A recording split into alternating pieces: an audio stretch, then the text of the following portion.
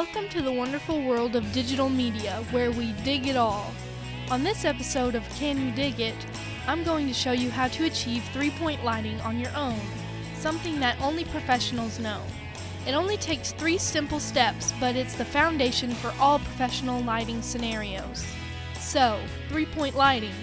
Can you dig it? Let's start things off by setting up our main source of light, known as the key light. Get yourself a light stand and go ahead and install a light on top, preferably an LED Fresnel or a softbox. After your light is on the stand, we want to make sure this light is at a 45-degree angle from the subject. That way, only one side of their face is fully lit. Be careful not to make this light too bright, or you may end up overexposing lighter skin or even their hair. If you do run into problems with overexposure, there are a few tricks you can use, known as the 3 Ds: dimmer, diffusion, and distance. To control exposure, you can adjust a dimmer to make the light less intense, attach a diffuser to soften the light, or use what we call the poor man's dimmer and move the light further away from the subject. Now that your key light is up and running, we can set up our fill light. I find that a diffused LED Fresnel works wonderfully for a fill because the light can be made really soft.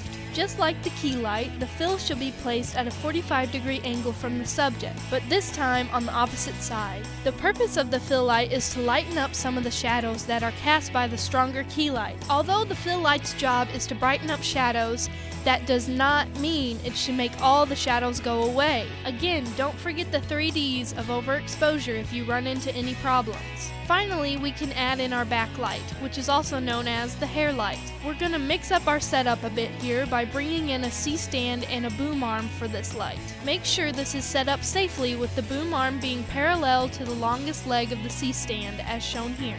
And add a sandbag to the tallest leg for added stability.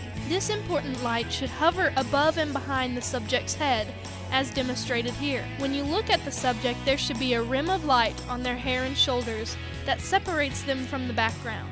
A little tip to add extra pop is to use orange-colored gels, known as CTOs, for people with lighter color hair, and blue-colored gels, or CTBs, for people with darker colored hair. These are attached by clipping a couple of C47s on the barn doors of the backlight. With the backlight added, you now have all 3 lights set up. Let's take a look at how each one contributes to our overall picture. The key light does a great job of illuminating one side of your subject. The fill light makes sure we see the full beauty of the subject's face by subtly filling in those harsh shadows from the key.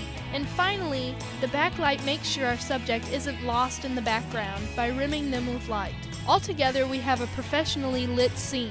Let's do a quick review before I leave you. First, you learned how to set up a key light at a 45-degree angle. Then you learned that a fill light is set up on the opposite side of the subject and subtly fills in the shadows cast by the key, adding texture and depth to the subject's face. Finally, you learned that a backlight is set up above and behind the subject and rims them with light to separate them from the background. Oh, and don't forget the 3 Ds of overexposure: dimmer, diffusion, and distance. Be sure to watch the other videos in my Can You Dig It series, like color grading, how to use a DSLR, and 3-point lighting, to expand your knowledge of digital media. Thank you for watching.